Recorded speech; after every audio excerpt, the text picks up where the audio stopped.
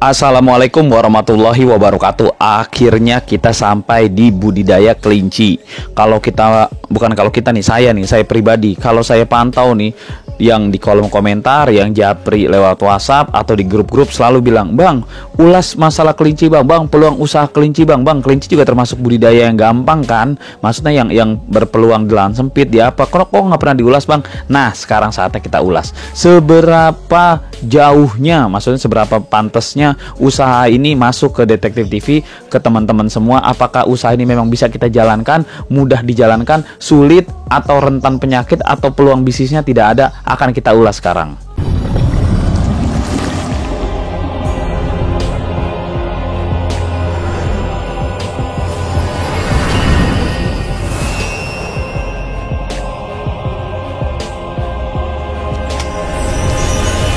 Sebenarnya, kalau masalah usaha budidaya kelinci ini sangat cocok dijalankan oleh pemula. Catat, pembudidaya pemula sangat disarankan untuk melakukan atau untuk memilih usaha ini.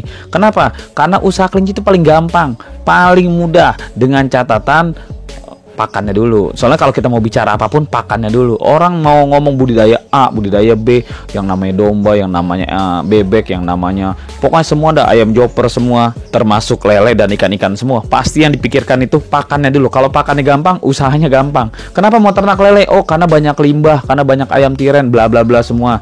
Kenapa mau ternak domba? Oh, karena saya punya dataran rumput luas. Kenapa mau ternak ini itu? Karena pakannya gampang. Catat, karena pakannya gampang. Nah, kelinci termasuk budidaya yang pakannya gampang.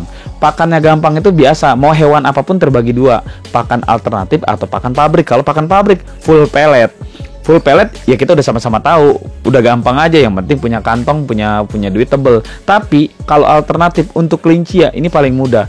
Potong-potongan sayuran di dapur, tetangga-tetangga, atau kalau kita mau cari ke pasar-pasar kemana, sayur-sayuran bekas atau gimana, itu sudah menjadi pakan alternatif yang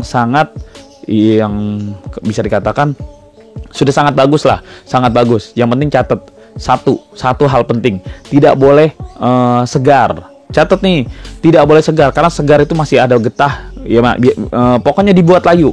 Mau itu kangkung, getah-getahnya semua, bayam apa semua, sawi apa semua, bikin layu dulu. Kenapa? Karena memang kelinci pada hakikatnya, pada alaminya, memang kelinci makannya ya ada daunan, sayur, rumput gitu-gitu. Kalau pabrikan pakai pelet atau semua itu sudah era modern. Tapi kalau kita mau back to nature, kembali ke alam, kembali ke sistem alami, ternak kelinci yaitu pakai sayur-sayuran sisa. Jadi pakan alternatif kalau kita budidaya kelinci udah pasti gampang. Kalau kita mau budidaya kelinci nih buat pembudidaya pemula, pasti langsung berpikir, pakannya gampang nggak? Oh, pakannya ini. Oh, ini gampang. Saya bisa cari di tetangga, saya bisa cari rumahan saya. Kebetulan saya punya restoran, kebetulan saya punya rumah makan, sampah sayurannya banyak. Atau kebetulan saya dekat pasar, dekat pembuangan pedagang-pedagang, kelopak-kelopak kol apa semua gampang. Nah, kalau pakannya udah gampang, kedepannya gampang. Bukan kedepannya gampang, kedepannya tinggal bagaimana cara mekanisme budidayanya.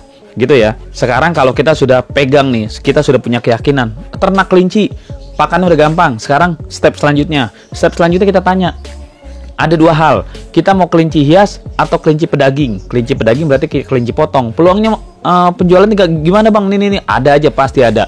Nanti kita kasih tahu cara pemasarannya. Nah, kalau kelinci hias juga pemasarannya lebih gampang. Sekarang kelinci hias itu tidak ada pesaing. Apalagi kalau kita punya barang bagus, posting aja di toko-toko online shop, jual kelinci gini-gini, udah pasti dalam hitungan sebentar aja udah banyak pembelinya.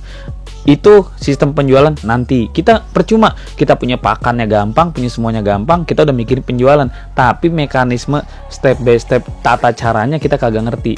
Nah, kalau untuk kelinci banget nih, cara ngawinin kelinci, cara menangani penyakit kelinci, nanti kita bikin di part-part terpisah. Khusus di konten ini kita mengulas secara global saja, termasuk jenis-jenis kelinci ya, itu kita bahas secara global. Untuk di video ini saya mengambil contoh nih, kelinci-kelinci yang kita lihat ini ada 3 jenis di sini, Himalaya, Dutch, sama Rag. Subscribe gratis, tidak mengurangi apa-apa, hanya klik subscribe lalu klik lonceng. Tidak mengurangi apa-apa, gratis. Ingat itu, gratis. Saling berbagi agar channel ini terus terbangun. Rek ini yang gede nih, yang kayak gini nih, rek gede. Ini udah indukan. Ini setahun itu 3 kali beranak. 3 kali beranak ya, bukan bertelur kelinci karena punya kuping. Kalau hewan punya kuping beranak, kalau nggak punya kuping bertelur. Nggak tahu kalau ikan paus, saya nggak nanya kupingnya di mana, beranak apa bertelur. Nah, untuk kelinci itu dalam waktu setahun umumnya siklus yang paling wajar itu, yang paling sering itu setahun itu 3 kali beranak. 1 bulan bunting, 1 bulan gitu ya, 1 bulan bunting. Ya nggak apa-apa lah pakai kata bunting kan, buat kambing bukan buat orang. Satu bulan hamil, masa bunting, masa apa, melahirkan semua, sampai ke sesi bunting selanjutnya, hamil selanjutnya itu 3 bulanan. Jadi setahun lebih kurang sama transisi masa kosong dan masa main-main semua, mabung atau semua. Pokoknya setahun itu 3 kali kelinci melahirkan. Sekali melahirkan isinya anaknya umumnya 6-8 anak. Catat, 6-8 anak. Jadi kalau kita mau tes, saya coba modal saya minim. Coba aja sepasang dulu. Coba kelinci sepasang, kasih makan yang bener. Sepasang nih, bener-bener cewek, bener-bener laki. Lihat selangkangannya, jangan udah miara lama-lama, katanya laki sama laki apa perempuan sama perempuan. Nggak bakal banyak-banyak juga. Nah, kalau punya sepasang, coba lihat. Dalam waktu 3-4 bulan dia sudah beranak. Berapa anaknya? Itu kita mulai, karena modal minim berarti hasilnya minim ya. Paling tidak sudah ada progres. Oh, kita berhasil memelihara dengan sistem cara makan begini nih. Makannya sehat, sayurannya udah layu, udah semua. Atau kalau mau yang penggemukan dicampur bekatul. Nah, sekarang juga banyak tuh sistem alternatif. Jadi si sayurannya itu dibuat pelet. Karena semua apapun itu pengennya pelet, apapun itu pengennya pur. Jadi apapun itu sayur-sayuran apa semua dicampur sama bekatul, campur sama tepung kentang. Tepung kentang tuh paling diburu karena kalau karbohidratnya dari 1 kilo tepung kentang 85%-nya pasti karbohidrat. Jadi karbohidrat tuh buat gemukin badan tuh. Jadi itu paling diburu tuh. Jadi harganya juga murah tepung kentang. Di grup kita banyak yang saya banyak yang beli lah. Nanti kalau ada yang mau beli tepung kentang saya bantu. Banyak yang beli, bagus di situ. Nah, itu kalau mau yang sistem jadi sayuran semua digiling untuk menjadi pakan. Nah, ini untuk bisa disimpan. Kalau sayuran aja kan nggak disimpan, layu, busuk. Nah, kalau yang udah seperti ini bisa disimpan, dikeringin. Jadi kalau untuk pakannya udah gampang ya. Pakannya udah gampang. Harga kawinnya itu regulasi kawinnya itu setahun 3 kali udah jelas. Anaknya 6-8 ekor sudah jelas. Pemasarannya begini. Kalau kita awal kita boleh tes. Saya jual online dulu, boleh. Tapi kalau kita udah banyak, mau jual online mau apa, lebih gampang itu kita merapat bergabung ke peternak kelinci besar. Karena peternak kelinci besar pas dia lagi umumnya kesulitan. Catat, peternak besar, kelinci besar itu umumnya kesulitan. Jadi jangan berpikir, oh dia mah kelincinya banyak, udah pemain besar, dia udah supply kemana. Jangan berpikir dia orang besar. Dia adalah orang yang lebih sulit daripada kita. Sulitnya bukan sulit menjual, sulit cari bahan, sulit cari produksi. Makanya kalau kita merapat ke mereka pasti open. Bang, saya punya produk nih bang, ini kelincinya. Coba lihat, wah nih kelincinya kotor nih, wah nih kelincinya bersih, wah nih postur badannya gini, oke nih. Pasti diterima sama dia. Dengan catatan ya ada gentleman agreementnya di masalah kesepakatan harga aja. Kalau saya ambil dari harga sekian, kelinci kita kejual ke dia sekian, dia jualnya pasti di markup. Itu udah ya itu memang udah link dia kan, memang udah. Jangan kita malah, bang jual kelincinya kemana sih bang, ke sono, terus kita langsung ke sono, kita langkahin, kita melewati dia, itu nggak ada etikanya juga. Intinya peluang untuk budidaya kelinci ini terhitung untuk pemula ya, terhitung aman. Kalau tingkat penyakit paling umum penyakitnya korengan. Catat, penyakitnya paling umum korengan. Nah, kalau korengan itu biasanya kita langsung beli aja namanya wearmycin. Wearmycin itu kita beli aja, kita suntik aja, itu koreng langsung kering. Itu udah umum lah. Kalau nggak mau disuntik, ada sih temen yang dicampur ke pakan, ke minuman. Beda-beda tapi lebih gampang disuntik, langsung kering. Penyakit kelinci paling banyak itu sama belek-belekan gitu lah. Tapi karena kan bulunya ya, kalau udah korengan bulunya jadi kriwel. Karena pelihara kelinci biasanya di dalam kandang itu lebih aman. Jadi nggak kena hujan, nggak kena apa. Jadi kelinci tetap bersih, tetap enak dilihat.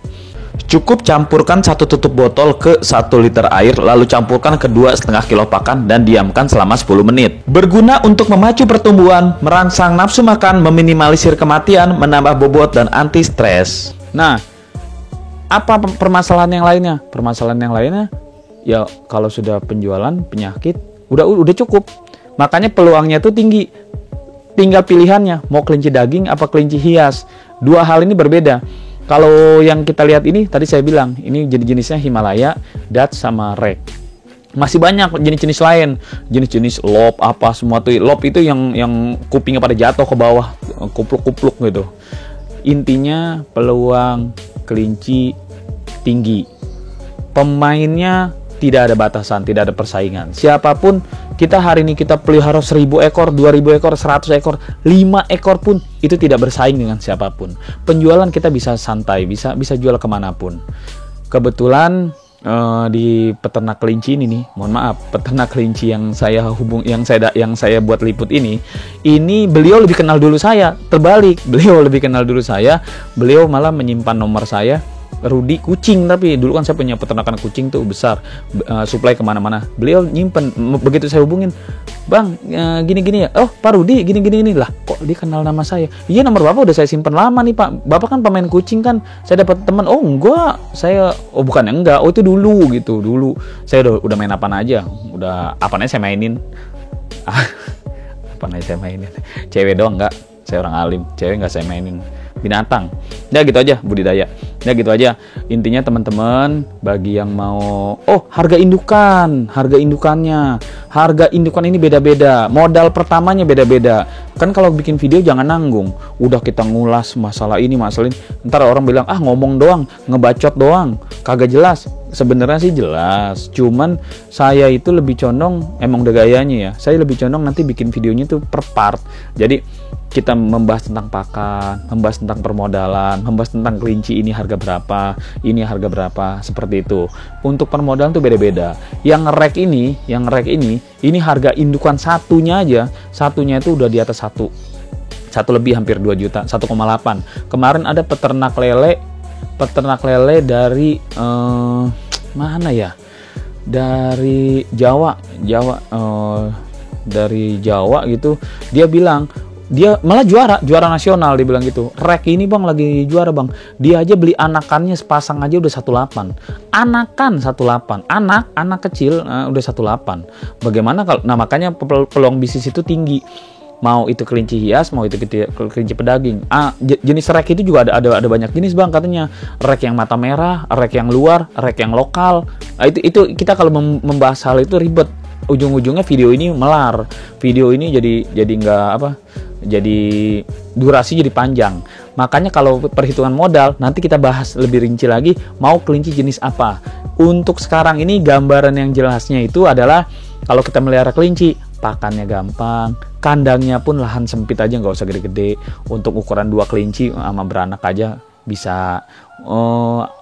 Kalau masalah penjualan bisa online, kalau mau kecil-kecilan online. Kalau udah mulai banyak bisa merapat ke peternak besar atau bikin farm sendiri, bikin nama sendiri. Intinya mulu kita ngomong dah, gampang. Ternak kelinci itu gampang. Tingkat penyakit apa semua selama tidak terkena udara luar, kontaminasi luar, maksudnya orang-orang masuk virus apa, gampang. Tingkat kematian kelinci tidak sesulit bebek apa yang ekstrim, atau ikan lele apa yang sekali mati massal. Enggak, kalau kelinci enggak, bertahap. Yang penting kita pantau pakannya itu, yang penting jangan bergetah. Kalau pakai pakan alternatif sayuran dicuci dulu. Kalau syukur-syukur kalau kita punya uang langsung pakai pakan pabrikan, lebih gampang. Ya gitu aja pemirsa. Tulis aja di kolom komentar. Kalau yang mau pesan kelinci, hubungin saya. Nanti saya bantuin. Mau jenis apa, saya bantuin. Kebetulan asik, maksudnya orangnya asik dan jenisnya banyak. Gitu aja. Berbagi nggak pernah rugi bila tidak pernah berbagi. Mohon maaf, salah omong, salah kata, yang tersinggung dengan ucapan saya mohon maaf. Usikum wa nafsi bitaqwallah, dan saya berwasiat kepada kalian semua agar selalu bertakwa di jalan Allah. Wassalamualaikum warahmatullahi wabarakatuh. Kalau kamu merasa mendapatkan ilmu atau pengetahuan baru, boleh dong beri jempol agar memotivasi saya untuk terus berbagi. Dan apabila kamu merasa teman, sahabat, atau kerabat kamu juga patut tahu hal ini, boleh dong bantu share ke mereka. Dan aktifkan loncengnya supaya kamu menjadi yang pertama tahu apabila saya mengupload video terbaru di channel ini.